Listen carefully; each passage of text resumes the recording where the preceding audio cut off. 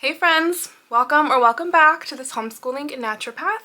If you're new here, my name is Hannah and I'm a homeschool mom of 3 girls who are 11, 9, and 7, and I'm also a fully qualified naturopath living in New Zealand. On this channel, I like to share content related to homeschooling, homemaking, motherhood, as well as some naturopathic info throughout some of my content here. In today's video, as you guys will well know from the title, I am talking all about baby number 4.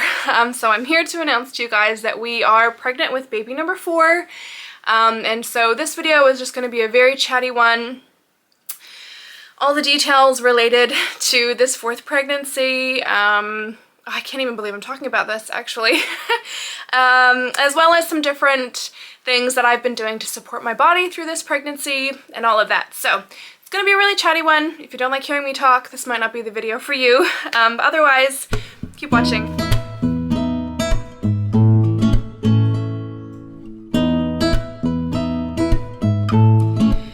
So yes, surprise, I'm here to announce pregnancy with baby number 4. So I kind of wrote some notes down in my phone of the things I wanted to kind of touch on in this video. Obviously, I want to announce to you guys that there is an up-and-coming baby. I mentioned in our homeschool subjects curriculum video that we were having to simplify a lot this year in regards to all of our homeschool curriculum because there were some changes happening in our home and in our family. And so, surprise, that is the big change. So I guess in order to talk about this pregnancy, I feel like I need to go back to my previous babies because obviously at this point there is a big age gap between our youngest daughter, who's currently 7, turning 8 this year, and this baby. So obviously we've taken a big break here in between, and I kind of feel like I need to go back and explain previous pregnancies in order to really talk about how we ended up here with the age gap and what have you. So our oldest daughter, I got pregnant with her when I was 17. My husband was 19 at the time, so we were very much teen parents. I was in my last year of high school when we got pregnant with her. We were living with my husband's parents. We really didn't have much money of our own. My husband was not playing professional rugby at the time. Like, we were really just kids. Gosh, and I think back to that time, like 17 years old, I was really a kid. We've got a neighbor who's 17 right now, and I'm just like, oh, you're a child, and I was pregnant when I was that age. Ugh. But obviously we were very lucky and fortunate to be in the position that we were in, that we had family around that were supportive and what have you. So getting pregnant as a teenager is definitely not something you necessarily anticipate or, you know, have in mind for yourself, I guess. But of course, God works in mysterious ways. That was his plan for us and our family. So I was still in high school at the time, and because I'm American and I was living here in New Zealand, I was on a student visa.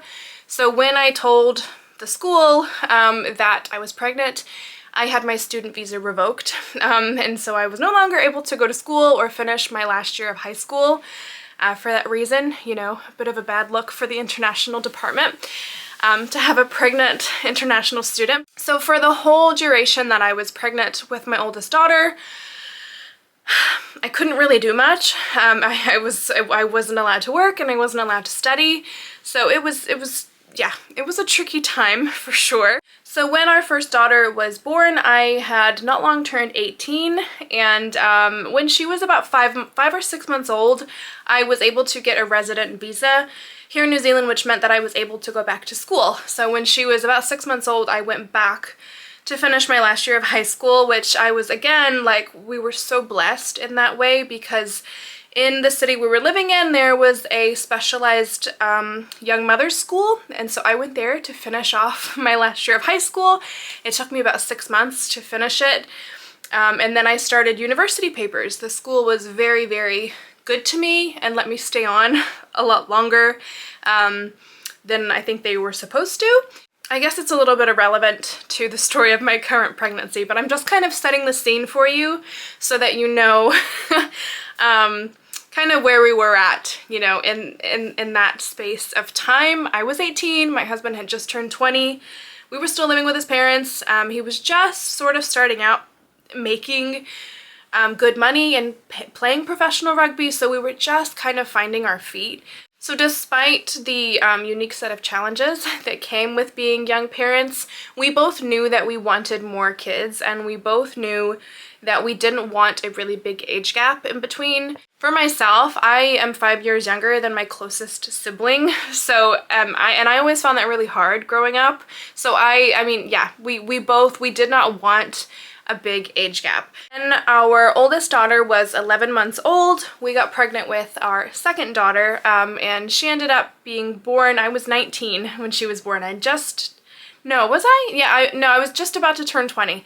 I was 18 when I had our first and 19 when I had our second, so they're just about 18 months apart, the two of them. In that time, we bought our own home. We settled in a different city that was a bit further away from my husband's family. My husband was playing professional rugby, and you know, we were really set. And I think at that point, we were both pretty satisfied with 2 kids. It wasn't really like, it didn't feel like an urgent matter that we had to have a third straight away. We were both pretty happy with the 2 that we had at the time. And because they were so close together, that 2 under 2, it was really hard. I mean, I'm sure a lot of you mamas out there can relate. I don't even know how I got through that time. Honestly, when I look back, my husband was traveling all the time. You know, he was playing professional rugby, and he was away a lot. I don't have any family of my own in this whole country. None of my family live in New Zealand. My husband's parents were living in a different city. It was a really difficult time. But you know, we somehow get through it. We push through. Again, like I said, I look back, I don't know how, but here we are. So, you know, we were really satisfied with where we were at with our 2. And having a third was not something that we were planning. It was not, we didn't think it was on the cards for us anytime soon. We weren't in a rush to have a third baby, you know, by any means. But of course, God has his own plans for us and our lives and how he wishes to use our lives.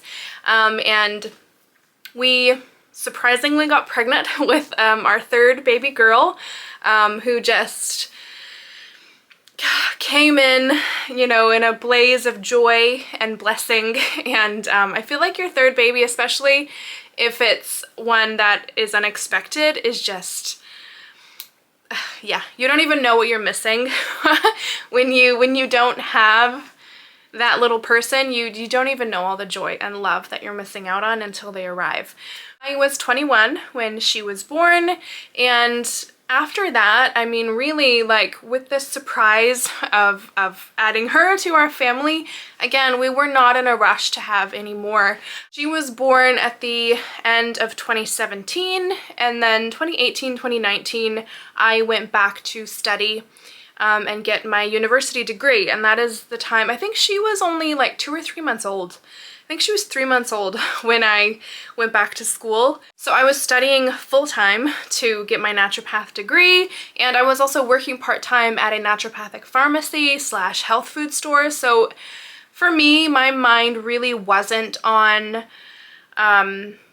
you know, this life of having a lot of kids and, you know, being this great homemaker. Like, that wasn't really where my priorities were at that time. So I was working really hard, trying to get my study done, trying to, you know, work in my part-time job and doing all of the kids things. Again, my husband continued to travel a lot. I don't have any family of my own here. Like, you know, yeah, it was really difficult. And again, I look back and I'm like, oh, how did I do that? Who knows? You know, adding to our family at that point, just, yeah, it was not something that we were planning or anticipating. You know, we were very satisfied with where we were. In fact, we actually gave away the vast majority of our baby stuff because, and if anyone ever asked us, are you going to have more? Our straight response would have been no. And, you know, not even laughing, not even joking about it. We would just be like, no, we're not having any more. Even though I don't think that was a very truthful answer. we've never been 100% yes or no either way. So, you know, when people would ask, our natural response was to say, no, we're not having any more. But, you know, I don't know. Do you ever actually get to a point in your life where you're like, yeah, we are 100% done? Because I've never experienced that feeling, and I don't know, like, what gets you to that point to say, yep, you're definitely done. So again, if someone had asked me 5 years ago if I wanted to have a fourth baby, I would have flat out said no, even if that wasn't 100% the truth. However, for the past probably 2 to 2.5 years, maybe longer than that, maybe more like 3 years, I have felt myself slowly start to have a change of heart. I truly feel like God put it on my heart and was slowly preparing me for this baby. This was of course something that I brought up in discussion with my husband. You know, how would you feel about having another baby? What are your thoughts? You know, and it became a topic that we would just continuously go back and forth on, because I didn't feel like my decision was set in stone, and he very much felt the same. It was just, I mean, and sometimes we would be on totally opposite, you know, totally of different opinions. Really, for the past like 2 years, we have just been very up and down on whether or not this is truly what we both wanted.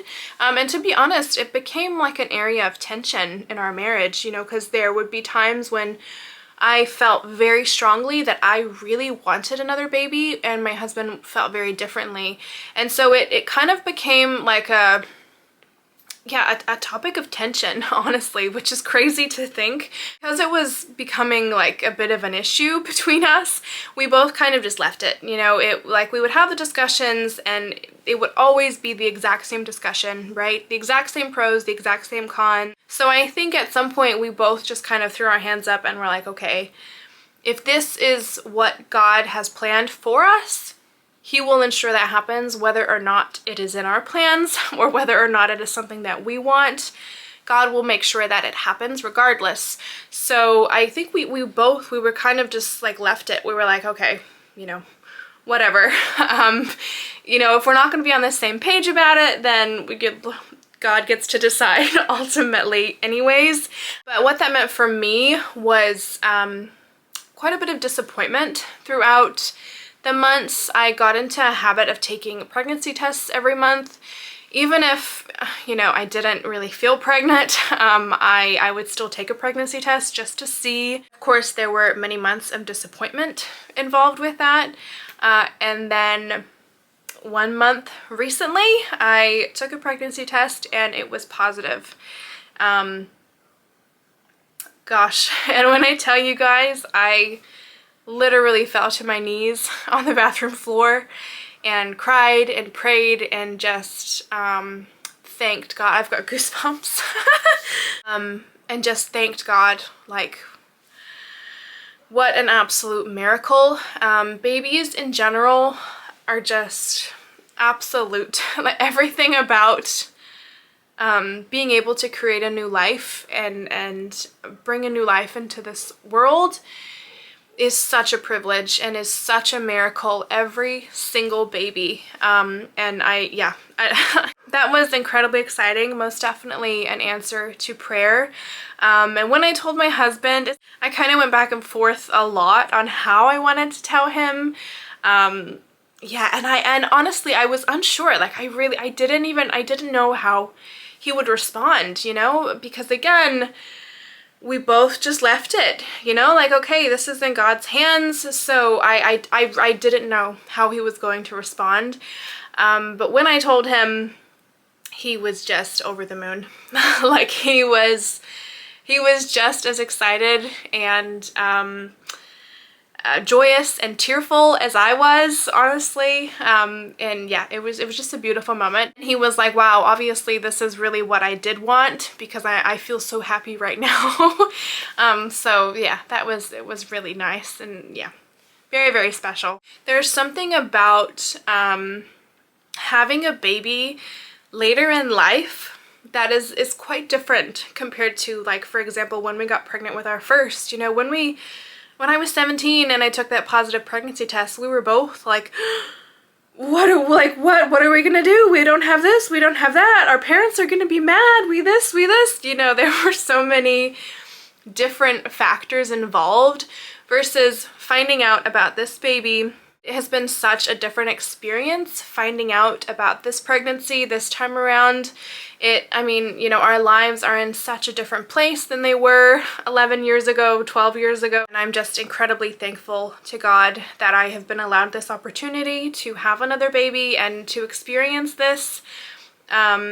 You know, pregnancy again, but a whole different set of circumstances this time around. So to talk specifically now about this pregnancy, I am currently, as I'm filming this, I am 24 weeks right now.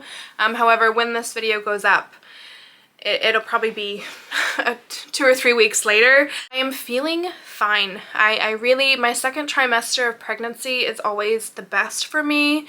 I have a lot more energy than I did the first trimester. That first trimester honestly was really difficult for me. I think it was probably my most difficult first trimester that I've ever had, and I don't know if it's, you know, I put it down to, oh well, you know, I'm 7 years older than I was the last time I did this, so maybe that's why. I didn't actually have morning sickness until I was 12 weeks, which is very unusual for me. With all my other pregnancies, my morning sickness started at pretty much exactly 6 weeks and then lasted till 12 weeks and then was gone forever. But with this pregnancy, you know, I had some food aversion. I had aversion to coffee. But I don't know, I can't even explain how I was feeling. Like, I was just so tired, so much fatigue that first trimester. I honestly, and I told my husband too, for women that don't know they're pregnant, you know, this show, what's that show? I Didn't Know I Was Pregnant or something like that. And I just think to myself, if I didn't know I was pregnant, I honestly would think there was something seriously wrong with me, because I was so tired and just felt awful, like the whole 12 weeks. And then at 12 weeks, my morning sickness kicked in, which again was very unusual for me. Thankfully, it didn't last too long. It lasted for probably like 4 or 5 weeks and then has slowly dissipated. I'm definitely a little bit gaggy at a few things. We recently got green like composting bins in our city that have been delivered, and so we keep a compost bin on our countertop now. And honestly, the thing grosses me out so much. When it gets full and I have to take it down to our compost bin, oh, I can't. Even the thought of it, it actually makes me feel sick. So I'm definitely still very sensitive to smells, and even the sight of gross things is really grossing me out. As far as diet and exercise and all of that, my diet at the moment, I've been eating well. I sort of tend to lean towards good eating anyways, for the most part. I've been craving a lot of eggs lately, a lot of eggs on sourdough. I've been eating like a lot. Even if I want a snack, I'll just make myself some eggs. And what that says to me as a naturopath is that I'm probably lacking on some essential fatty acids. So I definitely indulge in all the eggs that I want, as well as making sure to take fish oil, cod liver oil, and all of that good stuff. As far as exercise, this is the first pregnancy that I have been really consistent with my exercising. I have done lit yoga 3 times a week for, I don't know, a very long time now.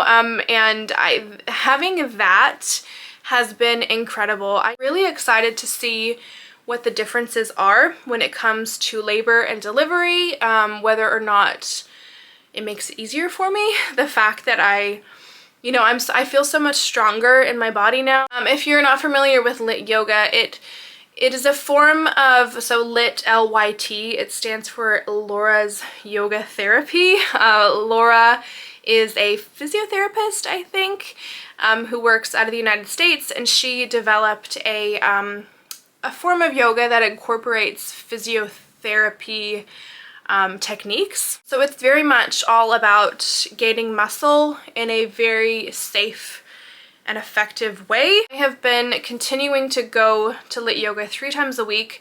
Prior to pregnancy, my schedule for workouts was lit yoga 3 times a week and then cardio twice a week. So for my 5 days of a normal week. However, I have pretty much removed my cardio day now. We still go for walks and do biking and stuff like that. I will say the past couple of weeks, doing lit yoga it's becoming a little bit more difficult. I've already had to adapt quite a lot of my movements, which, I've already spoken about with my yoga instructor. And she's just given me different things to do. When it comes to certain things that I have to be on my tummy for. I obviously don't do that anymore.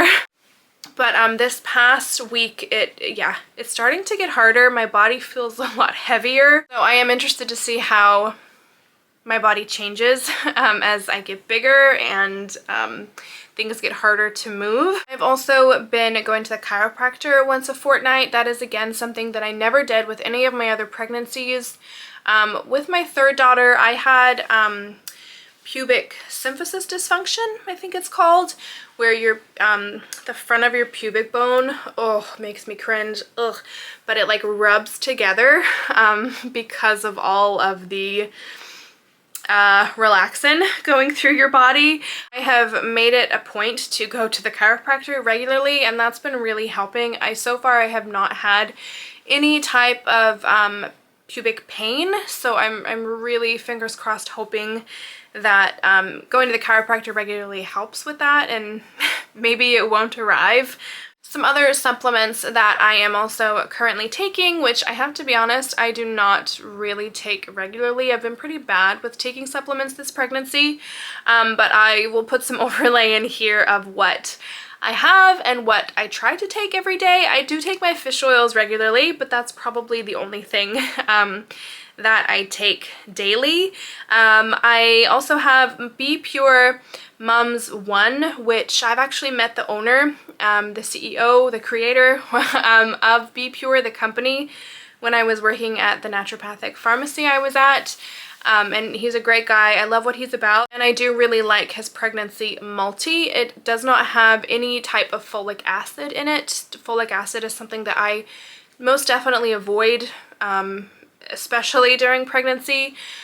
What you want to take is methylated folate, and so that is what I take. He does have a methylated folate supplement, so I took that throughout my first trimester. It's called Folate Restore, that product there. Taking magnesium as well is something that's so important, and I really need to stay on top of taking my magnesium because it would probably really help me. Vitamin C as well is something that I really like to stay on top of. I obviously ate a lot of fruit, a lot of vegetables, but supplementing with some vitamin C is also a good idea. Not too crazy. When I was pregnant with our 3rd daughter, I listened to a lot of work and read a lot of work by a doctor named Suzanne Humphries. She talks a lot about vitamin C. I was really inspired. I took a lot of vitamin C when I was pregnant with our 3rd daughter. I have not been taking that much this pregnancy, but I still do supplement vitamin C here and there. So planning ahead for baby number 4, I am due officially I'm due the 3rd of June. However, all of my babies have all come a few weeks early. I've never made it to my due date. Always anywhere between 37 and 39 weeks is when all of my other babies have been born. So my midwife and I both are like, yeah, probably around mid-May. We are planning another home birth. Our 3rd daughter was born here at home in our house in the living room, and it was honestly the most beautiful, peaceful, serene experience I could have asked for. It was honestly incredible. That's something I didn't really touch on with my older 2 when I spoke about my older 2 babies, but my first baby was born in hospital, and she had meconium there was meconium in the amniotic fluid, and so my birth plan, my natural water birth that I wanted to have, completely went out the window, and I was rushed into hospital. and I had high blood pressure, which apparently wasn't coming down with the drugs that they had given me, and so it's difficult to talk about. And the doctors told me that I needed to have an epidural in order to bring my blood pressure down, and that if I didn't have an epidural, I was putting my baby at risk. And this is just a true story. Because I declined over and over and over again, I told them that's not what I wanted. That was not in my birth plan. I do not want your epidural. And they actually had a nurse come in and tell me that they would be calling Child Protective Services because I was putting my baby at risk because I had high blood pressure and I was choosing not to take an epidural to bring it down. So yeah, after my first baby was born, I really felt like something was stolen from me. And I'm sure a lot of you mamas can relate to having traumatic birth stories of some kind. In fact, I'm sure most of you mamas can, because unfortunately that is just the fact of the matter in our day and age. Just traumatic. Every mother I know has a traumatic birth story in some regard. Then with our second daughter, I was so against going to hospital. I absolutely did not want to go to hospital to have her. I wanted to give birth to her at home. However, when I went into labor, my midwife was off, and it was the backup midwife who was on. She did not do home births, and there was already another woman that they were looking after that was in hospital. So I had to go to the hospital so that that one midwife could look after me and the other lady that she was taking care of.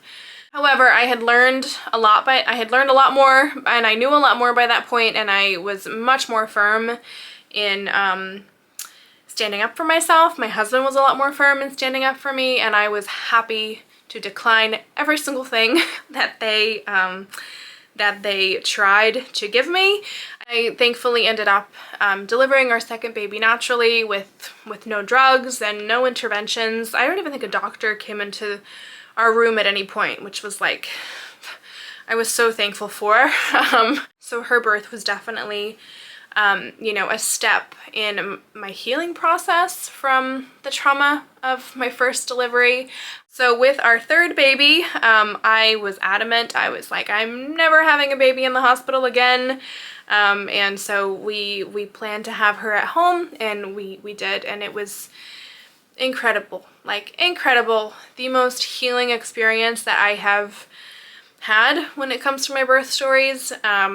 And just the peacefulness of like, you have your baby, and then you can just go to bed. Like, that is the craziest part about it all. It's like within an hour and a half of her literally being born, we were tucked up in bed together, like snuggling and breastfeeding, and like, everyone had gone, the midwives had left, and like, this is it. Like, this is our little family. We're tucked up in bed. Everything's good. It was so peaceful, and just such a different experience to when you have a baby in hospital. Yeah. And I also just want to say too, for anyone wondering, we do not know the gender. We've decided not to find out. That is also something different. We found out with all of our girls. This pregnancy, we have chosen not to find out. So it is going to be a surprise. So we're definitely, like, of course, we would like a boy, but we are happy with whatever God has already given us.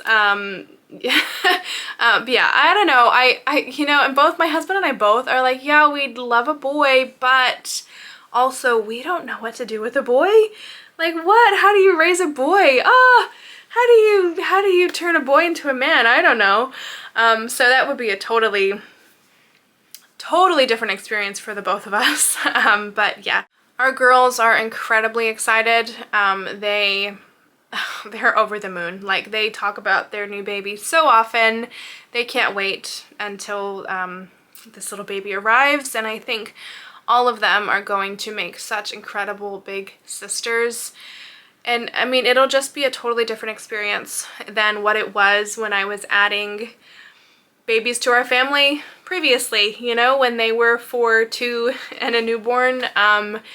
Yeah, they all will have so much more understanding of what's going on. I'm hoping to have them present, obviously with a home birth. You never know about times and things like that, but I am hoping to have them around while this baby is being born if that's something that they want, which they've all expressed it is. They might feel differently come the time. I might feel differently come the time. We'll see how we go. When our youngest was born, it was like the middle of the night type of thing. I think she was born at like 11:30 at night or something like that. But right after she was born, my 4-year-old woke up and came out to see her. So she actually saw, you know, the placenta being born and her umbilical cord being cut. And in fact, I think she may have helped cut the umbilical cord, which is pretty cool. And there are really cool photos of my 4-year-old there.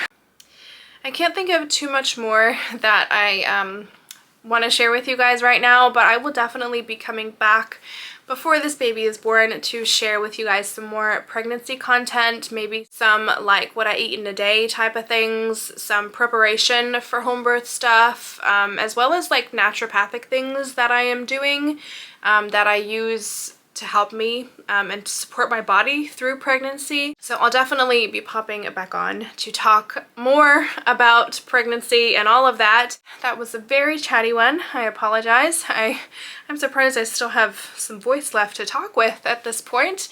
Anyways, thank you all so much for watching. I would love to hear some of your birth stories down below. How many babies do you have? Tell me it all. I flood my comments with baby stuff because I think I need it. I think I need to put myself in a bit more of a baby zone. All right, you guys, thank you so much for watching, and I will catch you in the next video. Bye.